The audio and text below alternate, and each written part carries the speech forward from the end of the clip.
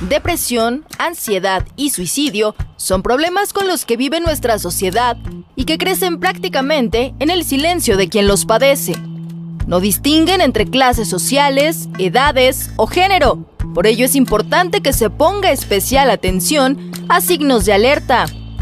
Uno de los elementos de las variables del suicidio, según un estudio de 2007, nos muestra que no ha sido renovado, por cierto, ese estudio, y otros, es que a veces la inhabilidad de relacionarse con otros puede estar relacionada con la depresión profunda y con la tentativa del suicidio.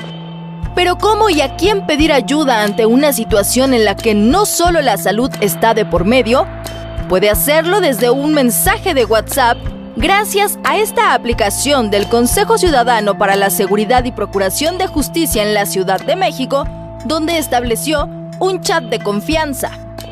Las personas a veces en su máximo aislamiento tienen una luz que les permite reconocer que la confianza es fundamental para relacionarse socialmente, a pesar de que ellos no sean muy hábiles para esa relación social. Durante el primer año de servicio de este chat, se atendieron a 8,200 personas. Incluso, con el impacto de las redes sociales, se atendieron casos fuera del país.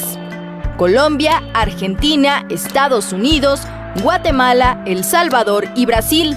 Este servicio llegó a Netflix. Esto con una de las series dirigida principalmente a jóvenes.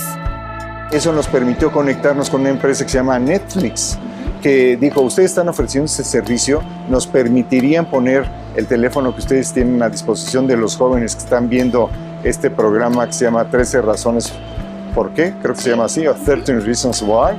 En ese programa, entonces al finalizar los créditos, ahí ofrecen nuestro número telefónico y nuestro chat de confianza. Entonces cuando eso ocurrió en los últimos 4 meses del año pasado, pues subió 300% la demanda de atención, pero no solo de la Ciudad de México, no solo de México, sino de América Latina.